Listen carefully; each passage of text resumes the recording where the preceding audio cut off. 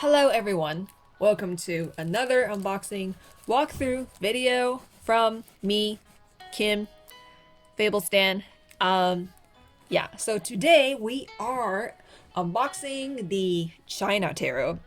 So this will be interesting as a Taiwanese person who I guess is also can be considered Chinese. Etc. I don't know. I took a pause because there's like a lot of politics and history in that statement, but I'm Canadian, so I don't really want to explain it and I don't really resonate with those politics and history anyway, so let's just leave it at that. So I'm a Chinese girl from Taiwan, or Taiwanese girl, and anyway, I speak Chinese and I'm going to unbox and react to the China Tarot, who is by Dojin. And I did a little research, or Googling. By research, I mean like a quick Google. I found out that Dojin's actually a Taiwanese artist, and I was really thrilled about that. Always thrilled to see a fellow Taiwanese artist publish a tarot deck. I know Tarot of the Magical Forest is also by a Taiwanese artist. The Heavenly Elf Tarot is also by a Taiwanese artist. So, representing y'all. Okay. Anyway, so I decided to get this deck on Amazon because it was the last copy, and I've been binge watching a lot of Chinese drama, historical drama lately, so I suddenly developed an interest for this type of artwork. Like, I've known the existence of this deck for a very long time, but I just never really felt called to it because, you know, it wasn't really my thing to see, I guess, more classical representations or illustrations of Asian Chinese people. But as I said, I've been binge watching a lot of Chinese drama, and that seemed to have done it. And plus it was the last deck, so I was like, I gotta have it. Okay, so let me cut open this shrink wrap. So this is gonna be interesting because, as from what I know, a lot of the Asian decks out there sort of are like really meh. They either have this like pan-Asian thing going on where they would claim to be Chinese, and then there would be like elements of Japanese, Korean, even Indian and Arabic culture in there, which is like very problematic and annoying. So I've yet to kind of encounter like a well represented and well done Asian themed deck. But I would just like to premise by saying that I'm not like an expert in Chinese history. I'm an immigrant. I spent 13 years of my life in Taiwan, modern Taiwan, not classical Taiwan. And then I came to Canada. So I'm not like very connected to Chinese history or Taiwanese history, you know, so I'm not like a good source of information when it comes to this. And I'm not like, definitely, I guess I don't really represent that perspective. So I won't really be a good judge when it comes to like, are these historically accurate, or are these rightfully or fairly represented, etc. So I just want to put that out there. Just a fellow Canadian girl, young-ish, who is reacting to a deck depicted in ancient China. I don't know what dynasty or what what era it is, but I suppose we shall see. Or it's just like a mythical China. So as usual, this came with a little white book, and I think it's just the basic keywords. Is there anything that's particular to the deck? I don't think so. Just like the basic keywords, and the spread of changes reminds me of I Ching, the Book of Changes. I don't know if that's there's a connection there, but anyway, it's very like brief, and it has like, I think it's available in like 6 languages, so that's that. As usual, there's like a filler card, or just like an extra card. Okay, so this is published by Lo Scarabeo, so the cardstock is pretty much what you expect from a Lo Scarabeo deck. And I should show you the side of the box that says the magic, charm, excitement, and poetry of ancient China. Okay, that's very interesting. 78 painted arcana with divinatory instructions. If that, by that, it means like the little white book, it's not much instructions. Okay, so that is the first card. card back, and also just like a quick little insert. I'm really glad that when I filmed this video I decided to do this on the side. So the tripod is here and I'm here, so I'm not like trying to loop my arms around the tripod and it's like awkward and everything. And I also feel like I have more energy today because the last review or unboxing and walkthrough that I did, that the Nanuna's Tarot, oh, Fanuna's Tarot, sorry. What did I say, Nanuna? I was like a little tired in the video, but anyway. Okay, so the card back is really interesting. This reminds me of, what's a Disney film? Emperor's Groove. It reminds me of the, I don't know if it's the Incas or, I don't know, it just kind of yeah, I have nothing else to say other than that. That was my first impression. So let's start with the beginning. The Fool. I think that's a classical Chinese drama thing. I think that's a very specific makeup, correlating to a very specific character. I don't know which one exactly. It might be the I don't know what it's called, but it might actually be the jester type character, so I need to look into that. But the first thought when I saw that was like the thing where you put on your nose to get rid of the blackheads in your pore. And I'm sure he has very good skin, as Asians do.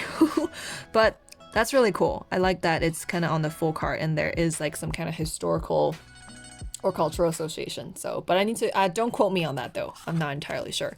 So full card, pretty cool. Is that an umbrella? I'm not sure, like this is some kind of a whip or, oh, actually that might be his hat. Okay. Anyway, and then the Magician. So I think that is a sword and a staff. Reminds me of a Taoist, I don't know if magician is the right word. It's not really a shaman either. Like the word in my head is 道士, which is like someone who practices Taoist magic. A Taoian, I don't know. So that's looking pretty cool. The High Priestess, I love the artwork.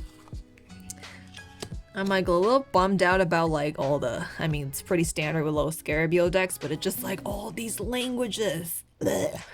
Ugh. I guess it's European, so, but why can't they just pick one? Okay. So the Empress, gorgeous, gorgeous headgear. That is the Emperor. So all I know is that it's definitely not Qing Dynasty because Qing Dynasty has half bald haircut, or they wear very specific headgear and they wear this very specific style of clothing. So the Hierophant, I actually was talking to my friend Logan about this. We were just like, damn, he young. But I was actually kind of secretly happy just because for me, I've been an English tutor and teacher for 10 years and I've often been constantly questioned, you know, like people question me like, can you actually teach? Can you, because you look so young? So I guess it's kind of refreshing to see a young-ish figure of wisdom. And sorry, I'm just checking to see if he has any abs, but I don't think he does. I think he just has skinny abs. But still, pretty cool. We got the Lovers. That's a very, I don't know if I should say stereotypical pose when it comes to like classical historical Chinese drama. It's either this or the guy's like hugging the woman from the back, and they usually have these crazy haircuts or hairdos. So when they are like leaning in and trying to kiss, they usually have a lot of trouble. I don't know why that's a fair point, but whatever. Or a relevant point, I mean. Chariot, that's very cool. Reminds me of the Three Dynasties. It's like of this very significant time of war in Chinese history, and there's lots of television dramas about it, etc. I don't want to go too deep into it. Strength. I kind of wish that they have like a mythical Chinese animal like Kirin or a dragon or something. Because lion, I don't think lion as an animal archetype is a very prevalent animal imagery in Chinese culture. We're usually into like dragons and ginormous sea turtles and tigers, not lions. The Hermit, love the lamp. This is the wheel. That's very interesting. So, is that a body? Yes, it is a body, and there's like a dragon sort of like image here, and there's some wheel designs. I don't really know what's the artistic reasoning behind this. I wonder if they just appropriated like an artwork and put it on the wheel cart. Who knows? Justice, holding the scale. The Hangman. Death. Oh, that is very interesting. Is that Hei Wuchang and Bai Wuchang? So those two are like kind of like the spirit guardians, or I don't know if they're demons. They're not demons, but they're kind of like underworld spirits that collect your soul when you're about to depart. I will need to don't quote me on like the direct translation of their names, because they're for sure not demons. They're not like demons. They're like spirits, more like spirit guides, spirit guardians. Sorry that I said demons. Don't get mad at me and don't come to collect my soul. Temperance. Oh, I love this, like, I don't know, medicinal magic jar thingy, or it's not a gourd. I don't know what that is. Oh, I just noticed that there's like tiny yin yang symbols. Actually, that blue is kind of jarring. Why don't they just make it gray or black? Or why did they even put it there? That's why this blue? Oh my god, it's bugging me now. Okay, the devil. Ooh, I like how he's masked and he has like a pair of wings. It kind of feels like, you know, those misunderstood heroes where he has like this tragic history and he's hated by most people, but sort of known to a selected few, or to like his close family and friends, or even lover. You know, like the ones who truly know him.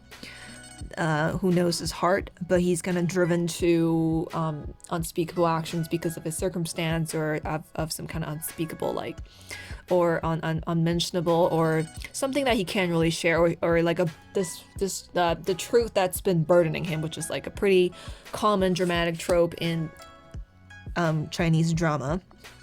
And that is the tower. Reminds me of Tong Tian Ta. I don't know if that's like, oh my god, I just realized like my Chinese is just so tinged with like English accents. But anyway, I don't know if that's actually from like Journey to the West, or like an actual thing, or that's just from a video game that I played as a kid called like Tianzhihen, which is like a Chinese classical video game with fantasy elements and historical elements. Anyway, that is a tangent. The star. Okay. So they're mostly portraits, and I kind of wish that there's like a little bit more landscapes going on, but I think that's sort of like the specialty of this artist, you know, portraits. The moon. That's really cool. I like how she's sitting on some silk, or maybe that's like a piece of paper. The sun. Ooh, I love that hair. It looks like she's wearing a bow. It's like she could just take it out and then just like archery your ass. Sorry. Judgment. And the world. I don't know how that's world-like. I don't know if that is the garment of an emperor, because yellow. Probably not, because emperors wear dragon robes, at least in the Qing dynasty. I'm not sure like about the other dynasties. I don't think symbolically has any sort of, it's not really clicking with me, but I kind of feel like some of these might have just been like reappropriated portraits. It was just like, let's just put it on a tarot card and create a tarot deck. Ace of Chalices. I like it's like a classical looking. Oh, it's Pips. Ah, I didn't know about this. It's fucking Pips. Oh my god, I'm so mad. Oh, this is so lazy. Oh my god. I guess I should have done more research before I just like pressed buy. Ah, why Amazon? Here's the last deck, so I decided to buy it.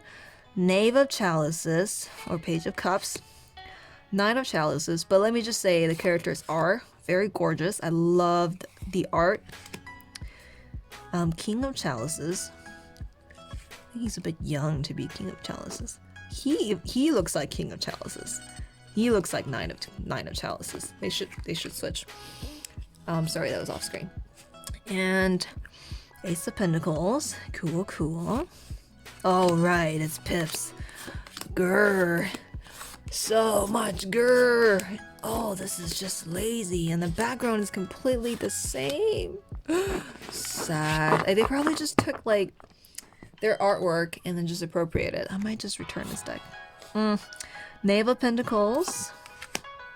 Knight of Pentacles. I mean, it is a lot of work to illustrate an entire deck. Queen of Pentacles. Love that. All the kings are so young, but that is might be you know, I don't know, like, well, every culture worships youth, but I think especially Asian culture. Oh, come on. Nobody has ever, like, there's not even a beard on any of these guys. Okay, wands. Love these staffs. I mean, the background is, the colors are pretty gorgeous, but it's the same. It's just the same throughout. Oh my god, they probably copy and pasted this shit. Okay. Knave of Wands. Cool, cool. Ooh, love this. Knight of Wands. Queen of Wands. King of Wands. Again, so young. Come on, I need some older men in here. And Logan, if you're watching, shut up. Okay. Swords. I love the design of this sword. It's very gorgeous. I love the gemstones. It's very fancy. And then again, it's just pips. Pips, pips, pips. Did I only do a lot of research before I bought this deck? I guess I should have. Because, I mean, not that I hate pip decks, but it just, like, I just appreciate artwork on every single archetype and every single card of the tarot. Okay, last 4 cards. Knave of Swords. Knight of Swords, love that. Love the energy that's going on, and it's almost like it's blending into his hair, or that his mental energy is just kind of like sprouting out and exploding into a storm of truth and righteousness and justice. Queen of Swords. She looks like she's very, like, happy and jovial, but she could, like, you know, kill you with, like, the secret knife in her hair or something. King of Swords. Okay, he seems a little older. I don't know. All right, that was very quick, mostly because the minor arcana, it's a pip deck. Yeah, I did not know it was a pip deck, which is on me because I didn't really search up all the. I didn't really look at a walkthrough before I purchased this deck. I just kind of impulse bought it on Amazon, and my initial or current verdict is that I think the art is absolutely gorgeous.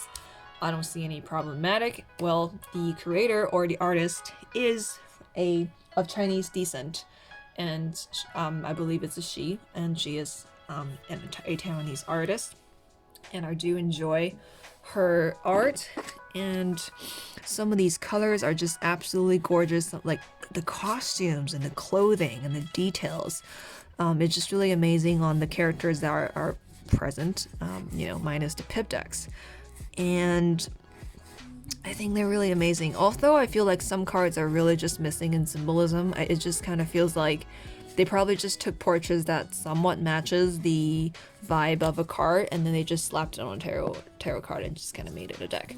So I don't know how much thought was really put into the creation of this deck, and that was like a little disappointing. But overall, I would say the art is very great. Love the art style, and I don't know, I kind of feel like I don't know enough about, say, Chinese storytelling or Chinese archetypes or Chinese history to really have a fair commentary on how the world is put together in this deck, but seeing that the minor arcana is all pips, I don't think there is a lot of world building, which is like something very important to me personally. I love decks that have a really cohesive worldview and recurring symbolism and a very, you know, it's like a very thoroughly thought out and created universe that can stand and exist on its own, like the Steampunk Tarot by John and Caleb Matthews, like the Mystical Cast Tarot. And, you know, those two are like my 2 strong story-driven decks, but not this one. I don't see a lot of storytelling in this one, although I did notice some interesting details, like the Fool card. I believe he is sort of like that jester character from classical Chinese drama. Like they will have like really distinct makeup to distinguish the character, so that was interesting. But again, don't quote me on that. My understanding of these things are pretty shallow, because you know, I mostly grew up in Canada, and when I was a kid I was drawn to like fairy tales and I guess more Western stuff. I guess it was meant to be. I think deep down, my spirit knew. It's like, Kim, you're gonna be a Canadian eventually, so don't work too hard on your Chinese. No, just kidding. I worked very hard on my Chinese. I really love writing and language, so my language was pretty good. But anyway, that's not the point. Okay, so I mean, I don't hate this deck, but I'm not too impressed with this deck. I'm probably gonna return it just because it's not that interesting. I don't think I'll ever read with it. I don't think I'll get a lot of meaning out of it. It just feels like it doesn't really have a lot of intuitive details. Doesn't feel like there was like a lot of creative energy behind it. I think it was just like a collection of this artist's art slammed into the archetypes of tarot. But I think if you appreciate and enjoy or would like to explore a different kind of art style and, you know, like representations of pretty Asian characters from I don't know if this is like a specific period or just sort of like this sort of reimagined fantastical look or take on classical Chinese clothing and some folklore. But yeah.